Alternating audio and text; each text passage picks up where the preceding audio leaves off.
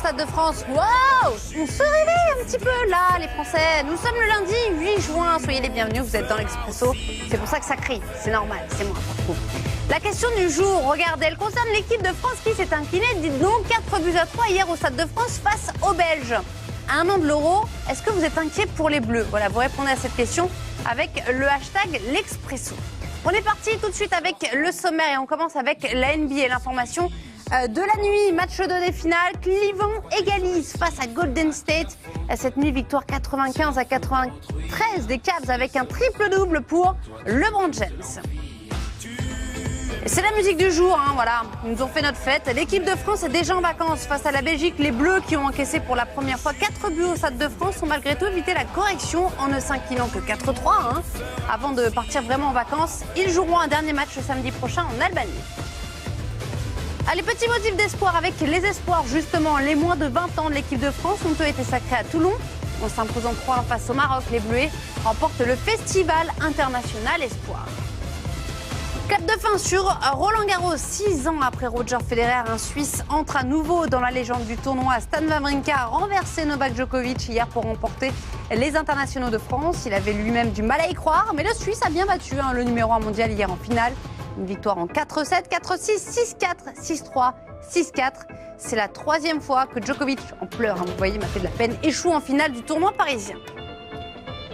En Formule 1, nouvelle victoire pour Lewis Hamilton, la 4e de la saison. Le Britannique s'est imposé devant son coéquipier Nico Rosberg et reprend un peu d'avance en tête du championnat du monde.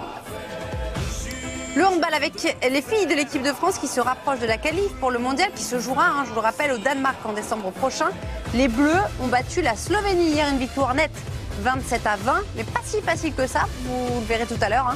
Reste maintenant à confirmer ce résultat samedi prochain au match retour. La météo. Alors écoutez, les températures baissent un petit peu aujourd'hui dans le nord, donc faites attention quand vous sortez de chez vous. Grand soleil dans le nord-ouest, un petit peu de pluie dans l'est et puis partout ailleurs c'est des petits passages nuageux. Les températures donc 17 degrés à Paris, 16 en Bretagne, 29 degrés à Perpignan, trop de chance, 26 degrés sur la Corse. On file aux États-Unis, c'est l'ISBB.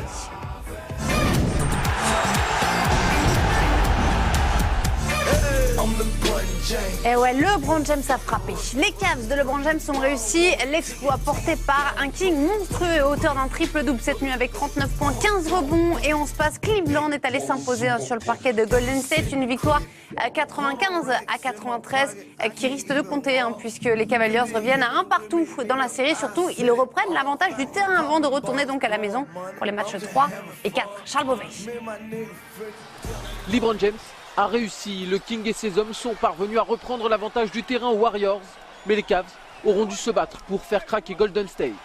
Ils ont même failli se faire surprendre après avoir longtemps fait la course en tête, incapables de conclure dans le 4e quart-temps, à l'image de LeBron James, maladroit au moment de tuer le match à 7 secondes du coup de sifflet final. Pourtant jusque-là, le King avait été irréprochable, privé de ses 2 lieutenants, Kevin Love et Kyrie Irving, tous les 2 condamnés au repos forcé. La superstar de Cleveland a une nouvelle fois porté les siens à bout de bras.